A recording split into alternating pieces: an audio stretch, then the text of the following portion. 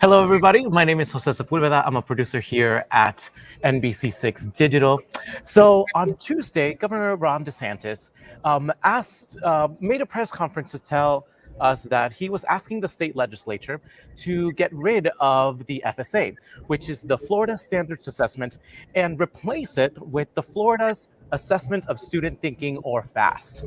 You know, the FSA has been in place since the 70s, and after the announcement, both the Broward and Miami-Dade school superintendents cheered the move in a very cool sort of, cross-partisan salute. Saying that changes needed to be made in the way that, student progress is administered and determined. So to break it all down for us, we have Laura Dinehart. She is the Dean at the School of Education and Human Development at FIU. Thanks so much for joining us, Laura. Thank you so much for having me. So Governor Ron DeSantis said that the FSA program is outdated, and that this would be the last bit of Common Core to be eradicated in the state. So what is wrong with the system, and what is the governor trying to do? So Common Core was put together in an attempt to kind of think about how all the states compare to one another. And to some extent, states really like to have some control over their education system and how they want to operate. And so I think this is in part a move of let's take that idea away and let's do the best we can for the state of Florida and really focus on it.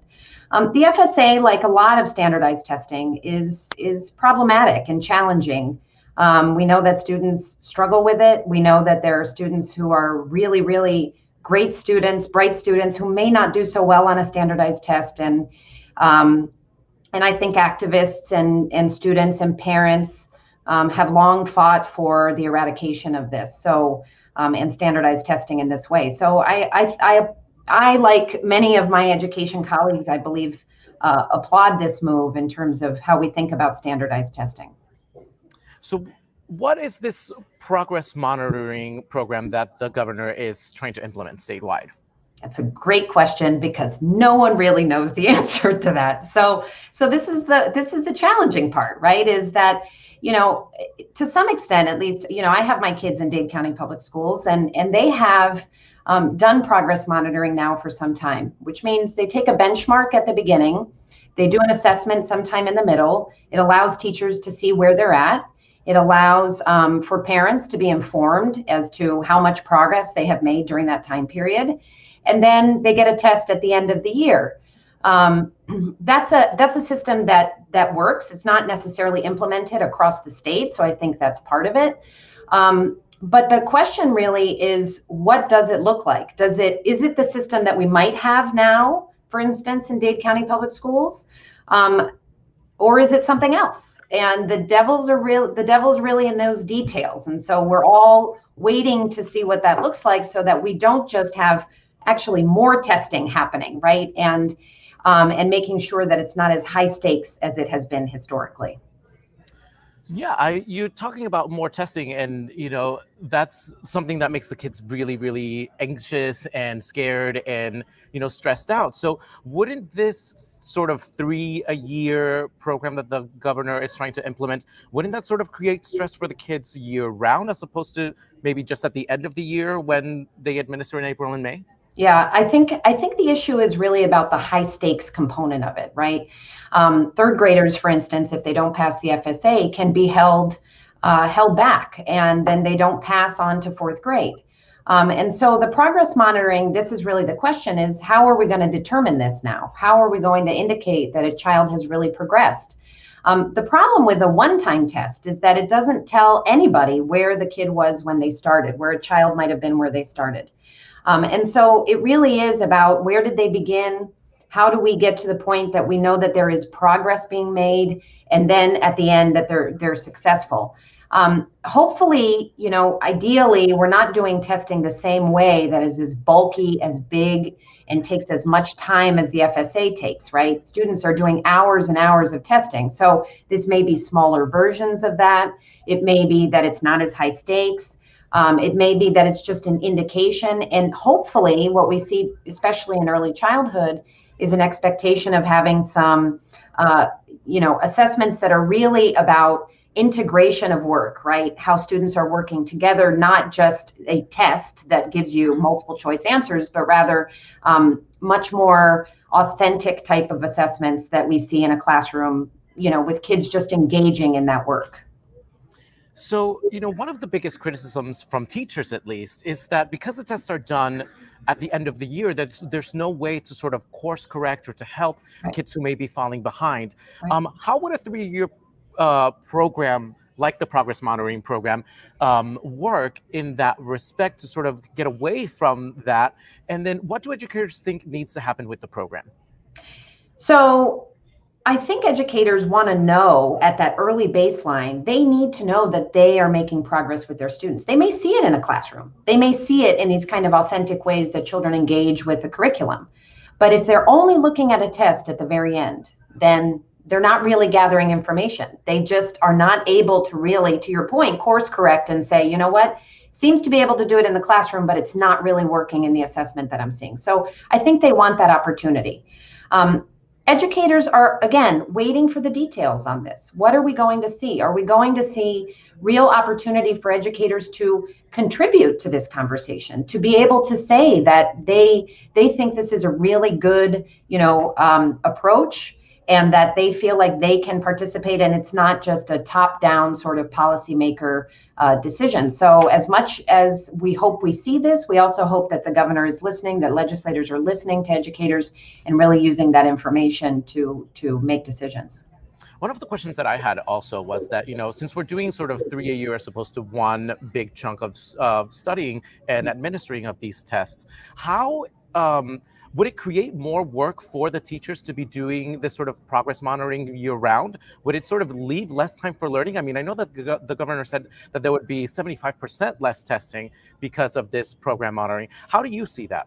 Yeah, the change here is in what happens at the end of the year when teachers are really focused on the FSA. And so we kind of stop curriculum.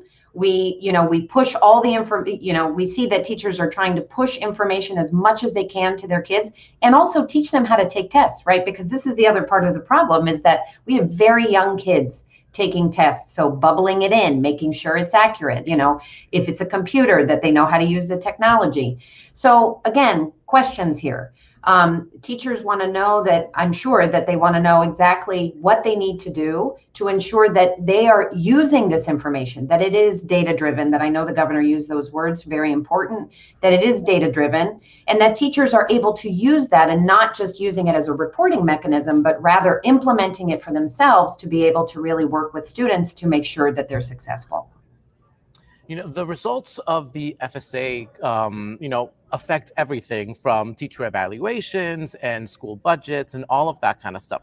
How do sort of educators and, school boards sort of think that this progress monitoring help to create those budgets and teacher evaluations? How would those be affected by that? Yeah, I would hope that, we're not just looking now at an end point, but rather looking at progress over time is valued, right? That we are really seeing change over time, that students come in at a baseline and we're able to see that the teacher has really worked to improve student performance and student achievement.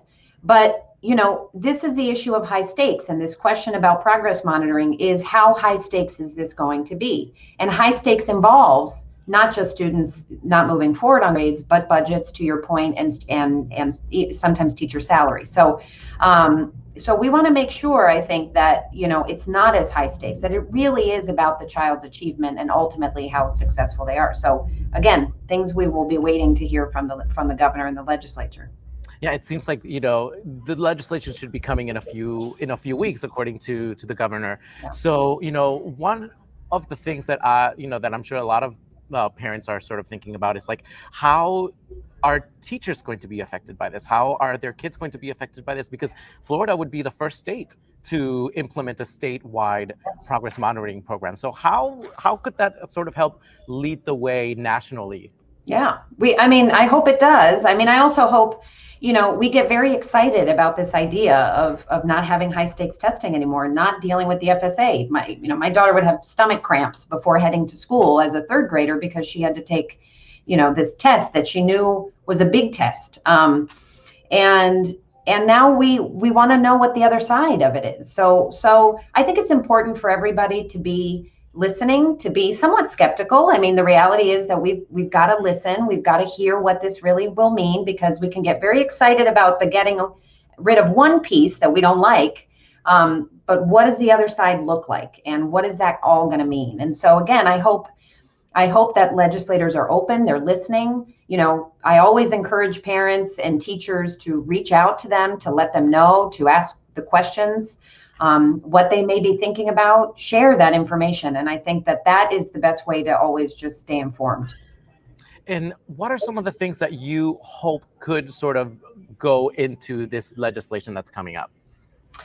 I hope it's really focused on child achievement. I really hope it's thinking a lot about how children are learning, and letting teachers also make some decisions. I think a lot of this is, teachers want to have control of their classroom. They want to be able to have, to know what the right thing to do is in their classrooms and work with their students. They know them really, really well and their learning styles. And as time goes on, they understand that. So they want some autonomy over their classrooms. And so I hope that this progress monitoring tool helps in that way, that they're able to really make decisions based on the information that they get and then move accordingly. So rather than, just waiting for one big test to happen at the end and everybody to be in the same exact spot. So I hope that it's useful to them. I just hope that ultimately there is the means by which teachers, educators, parents, students can share what this all means for them.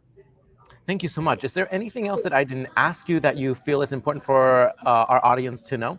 No, I think we covered all of it. I just hope everybody reaches out, listens, stay informed, and shares their opinions.